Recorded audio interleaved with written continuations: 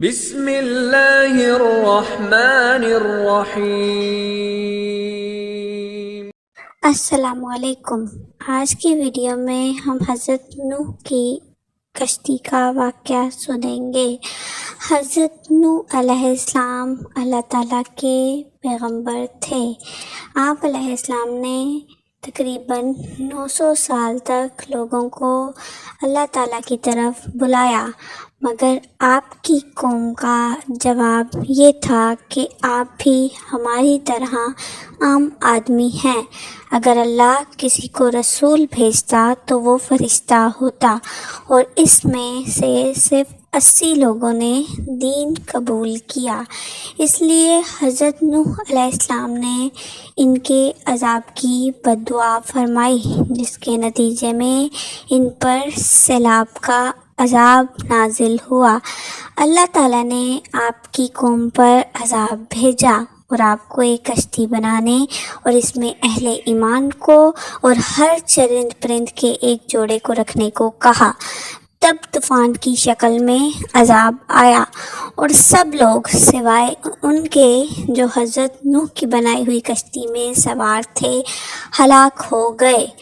کشتی نوح، ایک عذاب جو ایک طوفان کی صورت میں حضرت نوح علیہ السلام کی قوم پر آیا، جس میں حضرت نوح علیہ السلام نے ایک کشتی بنوا کر صالح انسانوں اور جانوروں کو سوار کیا۔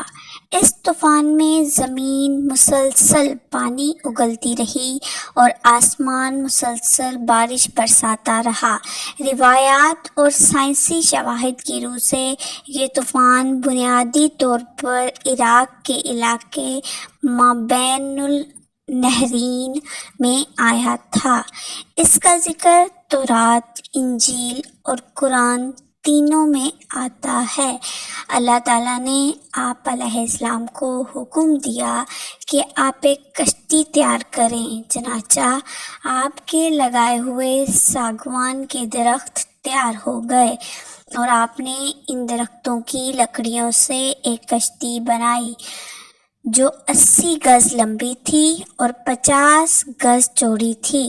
اس میں 3 درجے تھے، نچلے طبقے میں درندے، پرندے اور حشرات الارض وغیرہ، اور درمیانی طبقے میں چوپائے وغیرہ جانوروں کے لیے، اور بالائی طبقے میں خود اور مومنین کے لیے جگہ بنائی۔ اس طرح یہ شاندار کشتی آپ نے بنائی جو آپ کی اور مومنوں کی محنت اور کاریگری کا ثمر تھی، جنہوں نے بے پناہ محنت کر کے یہ کشتی بنائی تھی۔ جب آپ کشتی بنانے میں مصروف تھے تو آپ کی قوم آپ کا مذاق اڑاتی تھی، طرح طرح کا تمسخر اور استہزاء کرتے اور قسم قسم کی طعنہ بازی اور بدزبانیاں کرتے رہتے تھے، اور آپ ان کے جواب میں یہی فرماتے تھے کہ آج تم ہم سے مذاق کرتے ہو، لیکن مت گھبراؤ، جب خدا کا عذاب بصورت طوفان آ جائے گا تو ہم تمہارا مذاق اڑائیں گے۔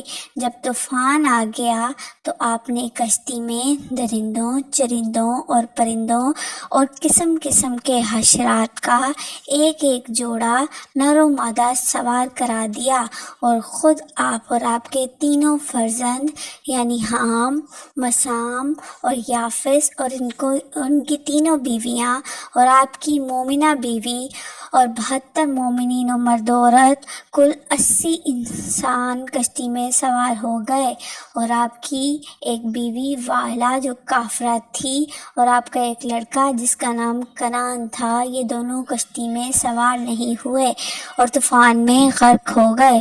طوفان میں کشتی والوں کے سوا ساری قوم اور کل مخلوق غرق ہو کر ہلاک ہو گئی۔ اور آپ کی کشتی جودی پہاڑ پر جا کر ٹھہر گئی، اور طوفان ختم ہونے کے بعد آپ ماں کشتی والوں کے زمین پر اتر پڑے، اور آپ کی نسل میں بے پناہ برکت ہوئی کہ آپ کی اولاد تمام روئے زمین پر پھیل کر آباد ہو گئی۔ اس لیے انہیں آدم ثانی یعنی زمین پر موجود انسانوں کا دوسرا باپ آدم بھی کہا جاتا ہے۔